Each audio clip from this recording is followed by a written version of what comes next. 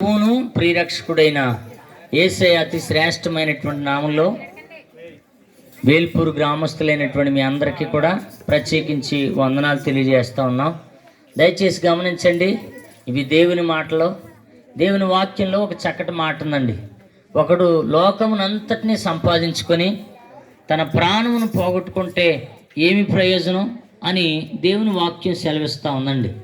అవునండి, లోకంలో బంధువులను సంపాదించుకుంటాం, నాన్నవారిని సంపాదించుకుంటాం, అనేక రకములైనటువంటి బంగారాన్ని సంపాదించుకుంటాం, డబ్బును సంపాదించుకుంటాం.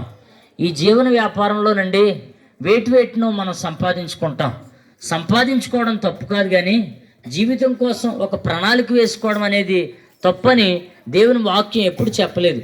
కానీ చూడండి, సంపాదించుకోవాల్సిన వాటిని మనం సంపాదించుకోకుండా మన ఈ లోకాన్ని అంతటినీ సంపాదించుకున్నా దానివల్ల మనకు ప్రయోజనం లేదని చెప్తా ఉన్నాడు. చూడండి, దేవుని బిడ్డలైనటువంటి వారు మనం దేన్ని సంపాదించుకోవాలో దేవుని వాక్యం చాలా సుస్పష్టం చేస్తూ ఉంది. ఏంటంటే చూడండి, మనం దేవుని సంపాదించుకోవాలి. దేవుని సంపాదించుకోకుండా మన ఈ లోకంలో దేన్ని సంపాదించుకున్నా అది అక్కడికి రాదని దేవుని వాక్యం సెలవిస్తూ ఉందండి.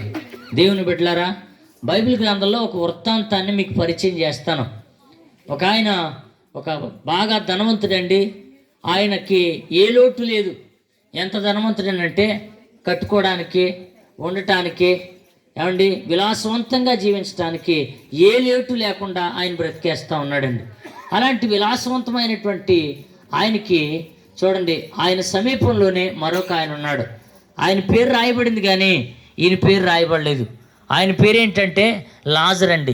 ఈ లాజర్ ఎలాంటి స్థితిలో ఉన్నాడనంటే భయంకరమైనటువంటి రోగం కలిగి ఒళ్ళంతా పుండ్లేసి చూడండి, గోక్కోవడానికి కూడా సరిగా అతని గోళ్ళు సహకరించినంత భయంకరమైనటువంటి జబ్బుతో ఆయన బ్రతుకుతూ ఉన్నాడు. కానీ ఈ లోకంలో ఉన్నప్పుడండి ఈ ధనవంతుడు దేవుని పేరెత్తలేదు, దేవుని సంపాదించుకోవాలనేటువంటి ఆలోచన అతనికి లేదండి. కానీ ఈ లాజరు ఏమీ లేకపోయినా తినటానికి కానీ, ఉండటానికి కానీ, సరైన బట్ట కట్టుకోవడానికి కానీ ఏ స్థితి లేనటువంటి ఈ వ్యక్తి అండి దేవుని సంపాదించుకున్నాడు. ఎలాగైనా దేవుని కొరకు బ్రతకాలనేటువంటి ఒక వాంఛతో అతను బ్రతుకుతూ వచ్చాడండి.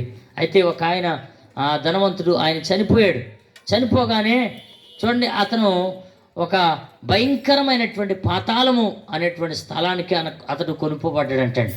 అక్కడ యాతన పెట్టబడుతున్నాడు, చాలా యాతన పెట్టబడుతున్నాడు. ఎలాగా అనంటే చూడండి, అతని ఒళ్ళంతా కాలిపోతుంది కానీ అతని యొక్క తనువంతా కూడా కాలిపోతున్నా అతను చనిపోవట్లేదండి. ఆ జీవి అలాగే ఉందండి.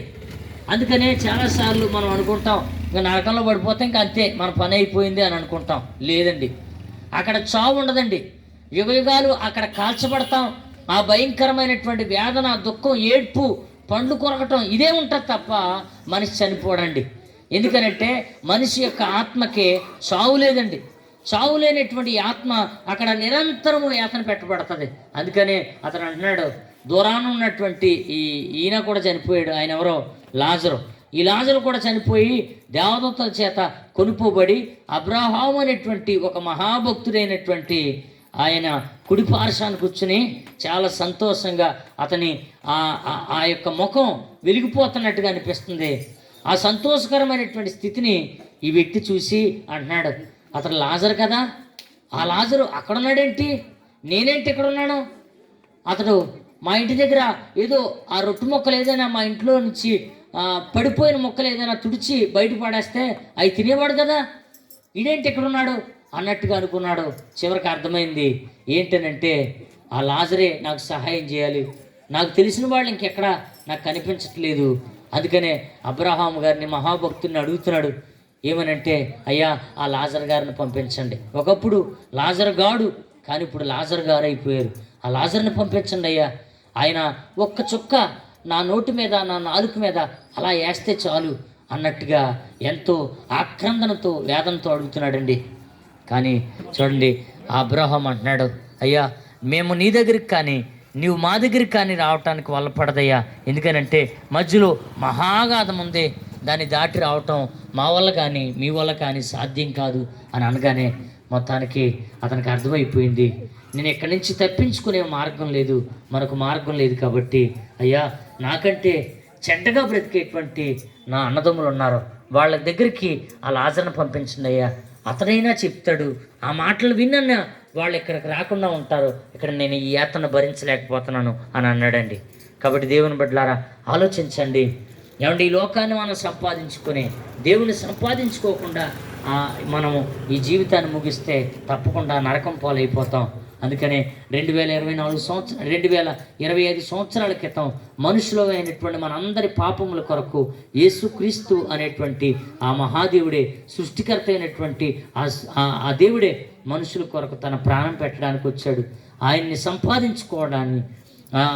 సంపాదించుకున్నటువంటి లాజరు ఉండేటువంటి స్థలానికి మనం వెళ్ళాలని అంటే తప్పకుండా ఆయన్ని మనం మన హృదయంలోనికి చేర్చుకున్న వారందరూ కూడా ఆ నరక శిక్ష నుంచి తప్పించుకుంటారు. దేవుడి మాటలు దీవించును గాక.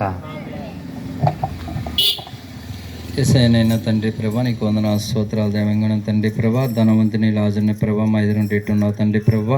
ఇదిగో ధనవంతుడైతే తండ్రి ప్రభా, మరి ఇదిగోనైనా తండ్రి ఈ లోకం అంతా సంపాదించుకున్నట్టుగానే తండ్రి ప్రభా నిజమైన దేవుని తెలుసుకోలేకపోయాడు తండ్రి ప్రభా. నేను ప్రభా నైనా తండ్రి లాజర్ అయితే తండ్రి ప్రభా ఏమి లేదు సంపాదించకపోయినా తండ్రి ప్రభా నిజమైన దేవుడిని నేను తెలుసుకుని తండ్రి ప్రభా నీ అందు విధేయత కలిగి జీవించాడు. అవును తండ్రి ప్రభా, ఇద్దరు చనిపోయినప్పటికీ తండ్రి ప్రభా ఈ లోకంలో తండ్రి ప్రభా ఎంతగానో బతికినా తండ్రి ప్రభా దేవా నిన్ను తెలుసుకోకపోతే నైనా తండ్రి ఆత్మ తండ్రి ప్రభా నిచ్చి నరకానికి వెళ్ళిపోతాను లేఖనాలు చదివిస్తున్నాయి. అవును తండ్రి, లాజర్ అయితే తండ్రి నేను తెలుసుకుని తండ్రి ప్రభా విధేయత కలిగి జీవించినప్పుడు తండ్రి ప్రభా ఈ లోకంలో ఏమి లేకపోయినా తండ్రి ప్రభా నీ ఎందు నిరీక్షణ కలిగి ఉన్నప్పుడు తండ్రి ప్రభా ఆత్మ తండ్రి ప్రభా నీ రాజ్యం తండ్రి ప్రభా పరలోకం సిద్ధపరిచించావు. అవును తండ్రి ప్రభా నైనా తండ్రి అబ్రహ్మ రుమ్ను అనుకున్నాడని వాక్యం చదివిస్తున్నావు. అవును తండ్రి ప్రభా దేవానికి వందనాలు, స్తోత్రాలు. ఈ లోకంలో ఏ స్థితిలో ఉన్నా ఏ పరిస్థితిలో ఉన్నా కానీ తండ్రి ప్రభా నేను తెలుసుకుని భాగ్యం దయచేయండి. ప్రతి ఒక్కరు కూడా తండ్రి ప్రభా నైనా తండ్రి ఈ శరీరంలో ఆత్మ ఉన్నంత వరకే తండ్రి ప్రభా నేను తెలుసుకుని భాగ్యం దయచేయండి. అవును తండ్రి, ప్రతి ఒక్కరికి కూడా తండ్రి ప్రభా నైనా నిత్య నరకం ఉందనే తండ్రి ప్రభా నైనా తండ్రి పరలోకం ఉందనే తండ్రి ప్రభా వారు తెలుసుకుని భాగ్యం దయచేయండి. ఆ మార్గం నేను తండ్రి ప్రభా నేనే మార్గం, నేనే సత్యం, నేనే జీవన తండ్రి, నేను తప్ప ఏ యొక్క మార్గం లేదని చెప్తున్నావు నీ వాక్యం చదివిస్తుంది. అవును తండ్రి, మా కోసం నేను తండ్రి పరలోకం దిగి మనిషి రూపం ధరించి ఈ లోకానికి వచ్చిన తండ్రి ప్రభా నేను తండ్రి సిలువేసిన తండ్రి ప్రభా. అవును తండ్రి ప్రభా మా కోసం ప్రాణం పెట్టావు తండ్రి ప్రభా, నువ్వు తప్ప ఏరే మార్గం లేదని వాక్యం చదివిస్తున్నావు. అవును తండ్రి ప్రభా నేను తెలుసుకునే భాగ్యం ప్రతి ఒక్కరు కూడా దయచేసి నీ నామానికే మహిమ గంధాపరం తెచ్చుకుని ఏ స్థలంలో పెట్టుకున్నావు పరం తండ్రి. ఆమేన్.